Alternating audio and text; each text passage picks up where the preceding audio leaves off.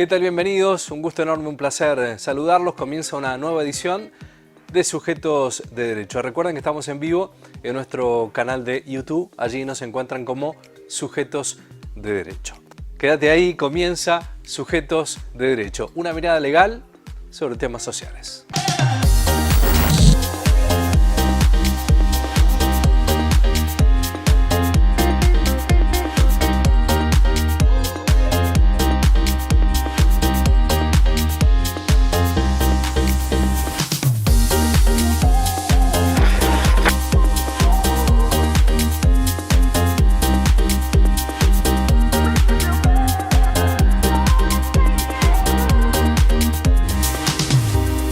Vamos a hablar con el doctor Juan Ignacio Vanela, que es docente de la Universidad Nacional de Río Cuarto, sobre la Ley de Defensa del Consumidor y el impacto que tiene en los contratos bancarios. Cuando nos referimos a la Ley de Defensa de Consumidores y Usuarios, la Ley 24240, nos estamos refiriendo a un plexo normativo que protege a un sujeto especial del derecho privado, que es el consumidor o usuario, que es quien en general, dentro de la relación de consumo, se encuentra en una posición debilitada, en una situación de desigualdad frente a la empresa, lo que la ley en sentido técnico llama proveedor de bienes o servicios. Esta desigualdad es la que amerita que exista un marco normativo que proteja específicamente al consumidor o usuario, que es el que otorga la Ley de Defensa del Consumidor. Podemos resaltar el artículo 3 dentro de los primeros artículos de la ley,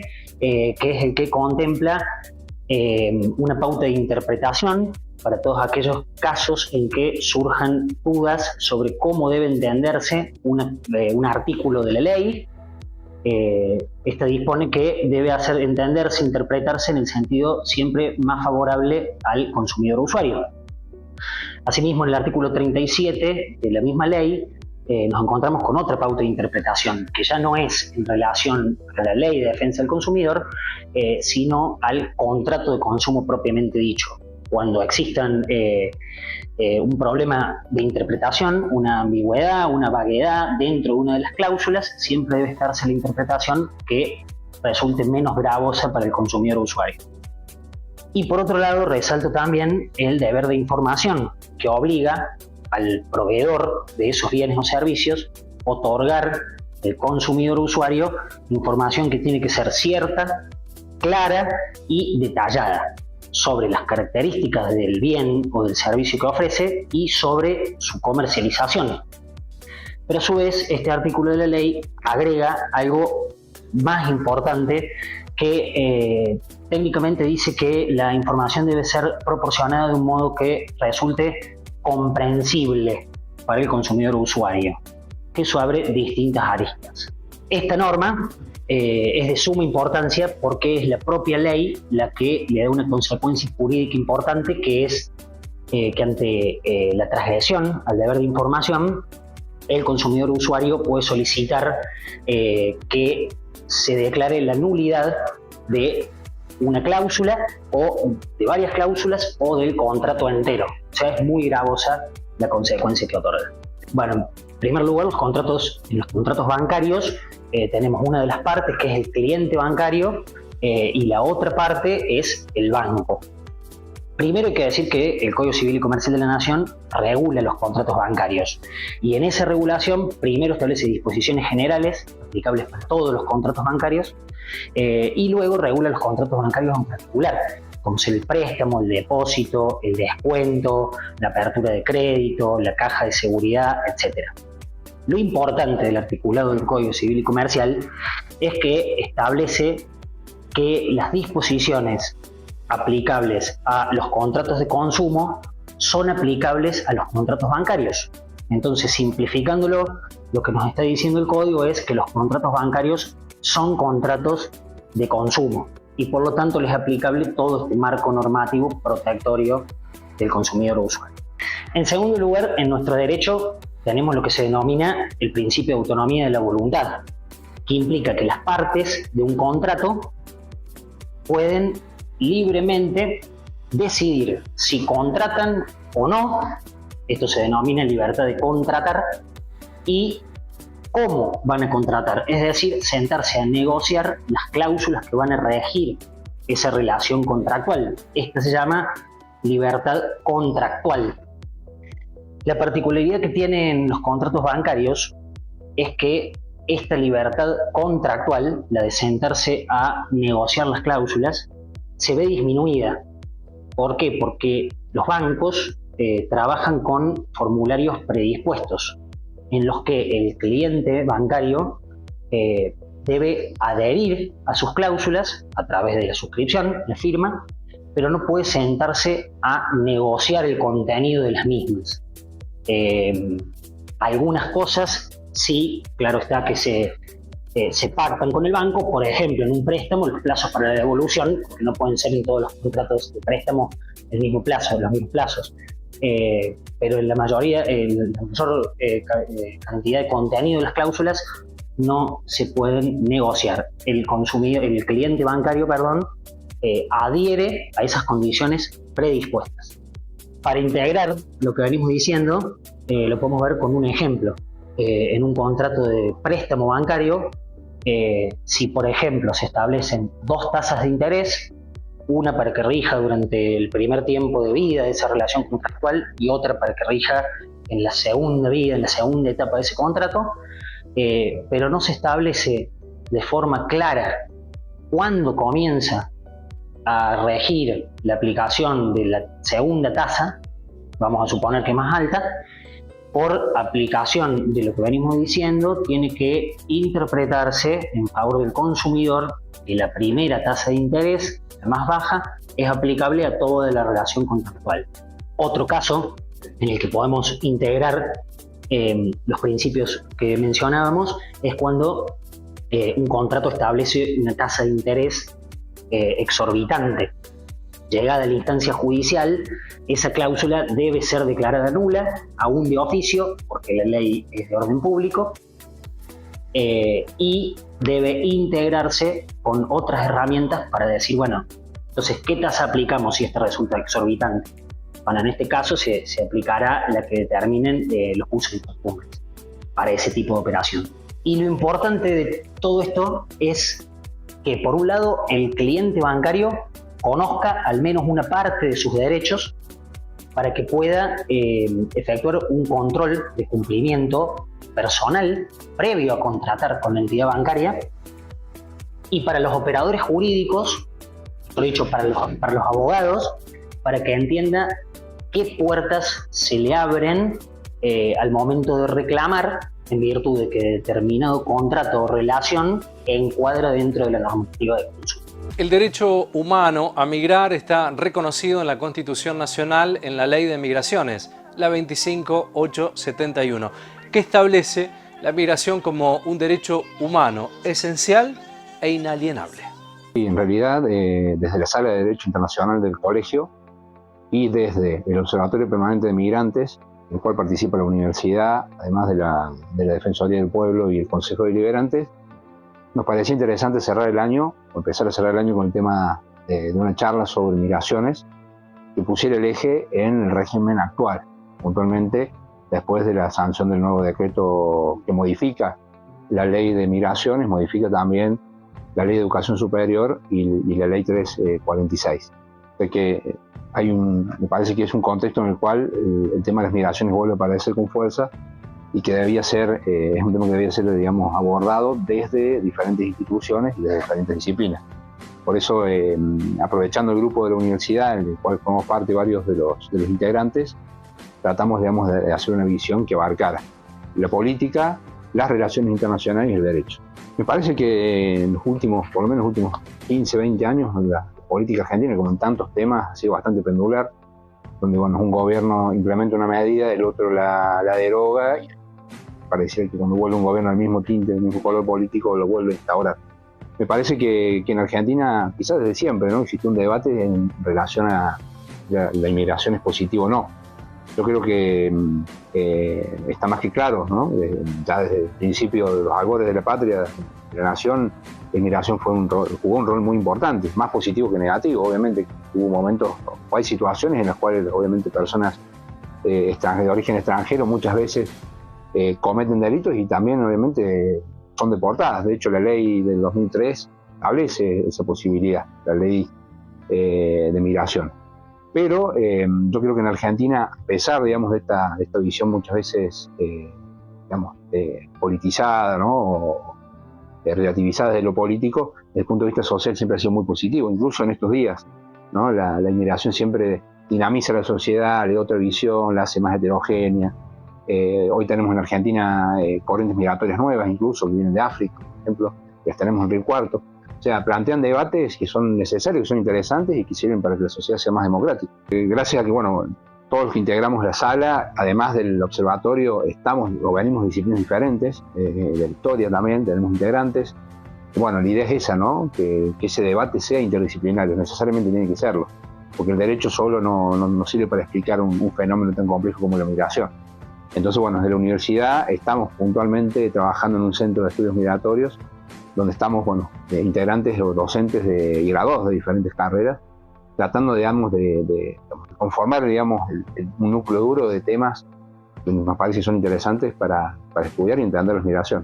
Sí, me parece que en la opinión pública por momentos adquiere alguna notoriedad, muchas veces es utilizado por sectores políticos para su propio beneficio, pero yo creo que la sociedad toda es consciente, yo creo, de lo importante que es, digamos, la población migrante, de lo importante que son los migrantes y de lo positivo que son. Más allá de que me parece que es muy interesante trabajar también en el tema de la imagen del migrante, que es algo que por ahí está muy vapuleado por esto que baja de la política o de la opinión pública, pero en general yo creo que es muy positivo. Desde el punto de vista político, bueno, yo creo que Argentina siempre fue un país, digamos, que abierto a la inmigración, siempre fue, más allá de que el componente o las características de esa migración, el origen de esa población migrante ha variado, pero siempre fue un país abierto y sigue siendo el día de hoy. De hecho, tienen firmado dentro de lo que es el Mercosur un acuerdo también para facilitar, digamos, la residencia a todos aquellos miembros o poblaciones, digamos, provenientes de los países del Mercosur. Lo mismo pasa con los argentinos que viajamos a estos países, ¿no? Pero yo creo que el argentino es más abierto, ¿no? Siempre lo ha sido y eso se refleja también en la legislación. La ley de migraciones llegó para quedarse. Yo creo que estableció una base de derechos, incluso de lo jurídico, que es muy importante, que no puede ser vulnerado, ¿sí? Por el principio de progresividad. Por lo tanto, yo creo que subió la vara bastante alto como para que no se pueda modificar ciertos espacios. Después de ahí, algún gobierno puede cambiar algún aspecto o el otro, pero yo creo que el eje sobre el cual se estructura la política migratoria no va a cambiar. Sí, yo creo que no hay que perder de vista que todos podemos ser migrantes, más allá pues todos miramos de este lado, ¿no? Pero hoy en día el argentino sigue migrando, de hecho ha aumentado la migración de argentinos al extranjero. Yo creo que hay una conciencia también de esa situación. Por lo tanto, yo creo que esta visión humanista, ¿no? Que baja un poco del paradigma de los derechos humanos, es necesaria.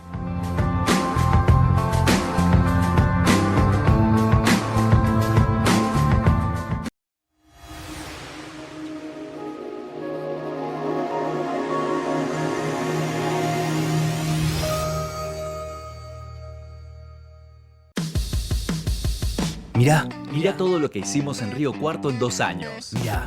Trabajando juntos, hicimos mucho por la ciudad y seguiremos haciendo. Avanza la circunvalación con 6 frentes de trabajo activos en simultáneo sobre las rutas nacionales A005 y 8.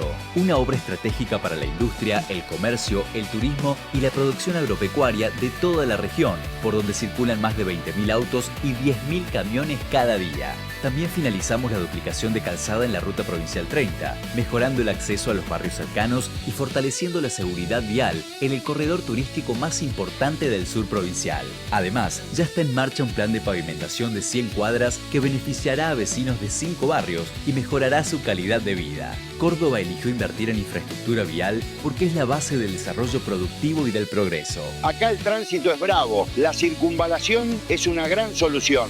Con la mirada puesta en el crecimiento, en Río Cuarto, hacemos.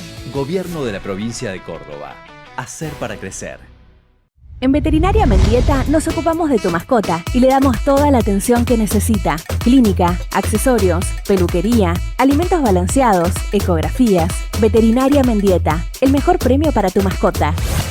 Gobernador Guzmán 1434, Río Cuarto.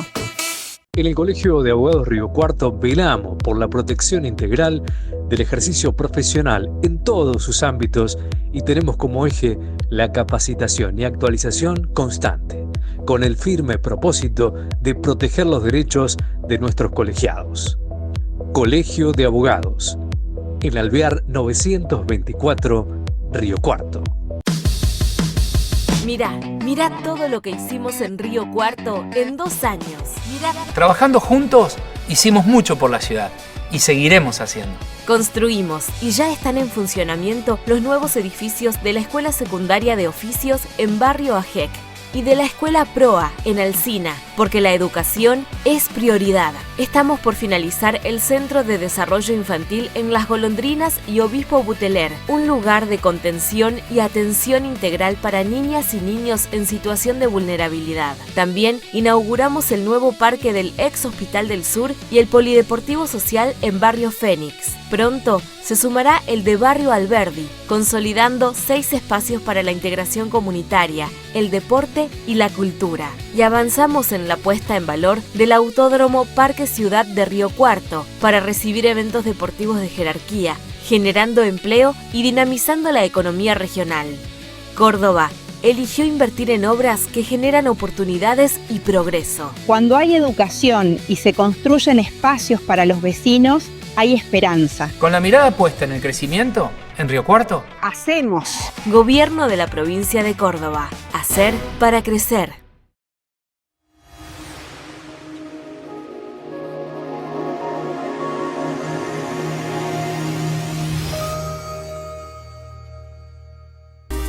El Ministerio Público Fiscal es un órgano estatal independiente que integra el sistema de la administración de la justicia. La Constitución provincial lo ha ubicado institucionalmente dentro de la órbita del Poder Judicial. Hablamos sobre este tema con el fiscal Pablo Jávea. El rol del Ministerio Público Fiscal. Esto que muchas veces se menciona y no se tiene muy en claro qué es lo que hace o dónde se encuentra. El Ministerio Público Fiscal, para empezar, es una institución, un cuerpo único que integra el Poder Judicial. ¿Bien? Integra el Poder Judicial con una labor muy importante y que tiene que ver con la defensa, actuar en defensa del interés público y de lo que es los derechos de la persona, procurar ante los tribunales la satisfacción del interés social. Esa es la tarea que se le encomienda al Ministerio Público.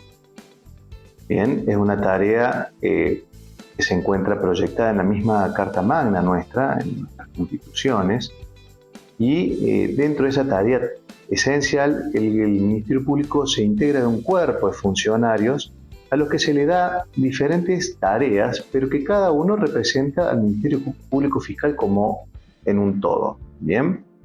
Tiene como cabeza a un fiscal general, que es quien imparte directivas generales hacia los fiscales de rango inferior, justamente en clave de dar una coherencia en la actividad que llevamos a cabo. Actividad que se proyecta en múltiples aspectos, ¿no? Se proyecta en la gestión de intereses y conflictos que pueden ser de naturaleza civil, de naturaleza comercial, laboral, de defensa del consumidor, pero seguramente por ahí el rol más preponderante o el más conocimiento tiene la gente tiene que ver con las gestiones de conflicto en el ámbito penal, ¿bien? Que son justamente estos eventos, estas transgresiones que más llaman la atención a la sociedad, que más la alarman, ¿no? Dentro de esa labor, el Ministerio Público Fiscal distribuye tareas, aunque actúe como uno solo. Entonces vamos a encontrar que, por ejemplo, en el ámbito penal encontramos a un fiscal que se encarga de hacer una etapa preliminar, que se conoce como fiscal de instrucción. El fiscal que está a cargo de dirigir la investigación penal preparatoria. Tenemos otro fiscal que es el que va a tomar la posta en aquellos procesos que van a la etapa central del proceso penal, que es el juicio. Bien. La etapa preliminar es un filtro para ver qué procesos encuentran un grado de prueba que exige la ley para que un tribunal de juicio analice en un debate esta cuestión. En ese juicio hay un fiscal de cámara. Después tenemos otros representantes que intervienen en la vía recursiva. Bien. Focalizándonos ahora sí en lo que es la actividad de un fiscal de instrucción, que suele ser también, bastante llamativa, porque, pues justamente es de los integrantes del Ministerio Público aquel que es convocado a actuar cuando este tipo de hechos, que por su gravedad toman una notoriedad a nivel público, suele ser el primero de los funcionarios en intervenir, desde que es convocado instantes luego de ocurrido un hecho delictivo, hasta, como señalaba recién, hasta que se encuentra, luego de producida toda la investigación penal preparatoria, un mérito en el cual entiende de que se debe solicitar un juicio, o por el contrario, que no alcanza con lo que hay, que no hay prueba para pedirle a una cámara que intervenga, o directamente que lo que ha sido denunciado no constituye un hecho delictivo. Bien, dentro de esta etapa de investigación penal preparatoria, el fiscal tiene que llevar a cabo o hacer practicar diversas medidas de investigación. Bien, lo hace siempre, y conforme le señalaba al comienzo, en esta labor de actuación del interés público, de procurar la defensa del interés social, siempre en observancia de lo que son los mandatos constitucionales y en consecuencia sus leyes. Bien, la idea propia de una investigación penal preparatoria judicial es justamente que los elementos que se incorporen sean a favor de una acusación o contra la misma, sean incorporados legalmente, bien, sean incorporados al respeto de la defensa en juicio. Se garantice, si es que hay una persona sospechada, la posibilidad de que esa persona conozca desde el génesis de la investigación, o de que se la tenga por sospechosa, cuál es el cuadro de probanza, puede ofrecer pruebas en abono a su postura o mantenga una conducta expectante. Bien, entonces esa es la labor principal de un fiscal de instrucción, en el cual, dentro de ese rango de acciones, está el adoptar medidas como tomar testimonios, está el solicitar cuando hay algún elemento que debe ser dilucidado que excede, digamos, a lo que es la ciencia jurídica, el solicitar pericias que pueden ser de índole médica, pueden ser de índole química, accidentológicas, contables, de cualquier otra área que exceda, digamos, a lo que es el conocimiento y formación de un abogado, como lo son los fiscales de instrucción. Practica otras medidas vinculadas a inspección en el lugar del hecho, reconstrucciones del hecho, que es como una recreación para ver si un evento delictivo pudo haber ocurrido de una determinada forma o no. ¿Bien? Y en ese marco de investigación, la propia ley le otorga determinadas facultades, como es, por ejemplo, citar testigos, eventualmente, en casos excepcionales, detener a determinados sospechosos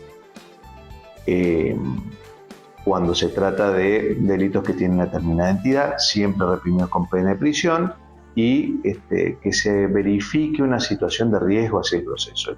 El fiscal debe asegurar la actuación de la ley y cumplimentar los fines del proceso. Y en ese marco, la ley le otorga determinadas facultades.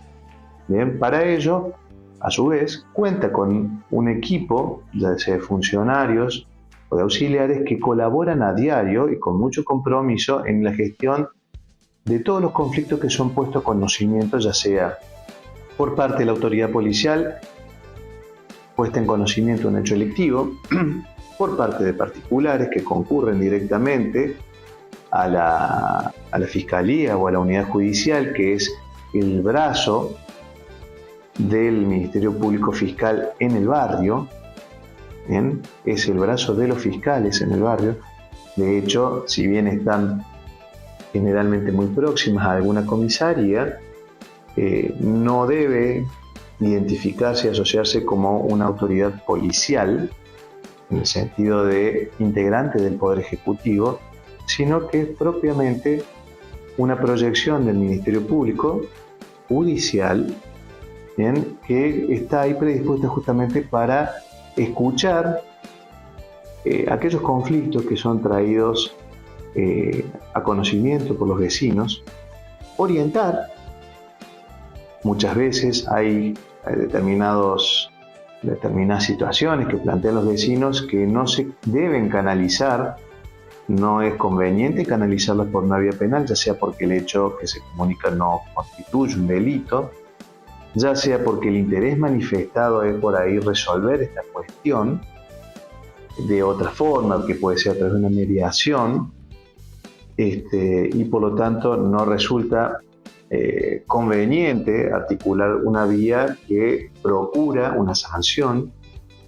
Entonces tiene una función la unidad judicial de contención, de orientación y por supuesto de toma de conocimiento de procesos de gestión de conflictos, que son inmediatamente comunicados a la Fiscalía Interviniente, quien dispone aquellos actos de investigación urgente que se dan a practicar ahí. De esta manera llegamos al final de nuestro programa. Nos vamos a estar reencontrando el próximo domingo. Recuerden que este y todos los programas están cargados en nuestro canal de YouTube. Nos pueden seguir en redes sociales con ideas y sugerencias. Nos reencontramos el próximo domingo a las 13 y por Canal 13 para ser sujetos de derecho. Una mirada legal sobre temas sociales. Que tengan un lindo fin de semana.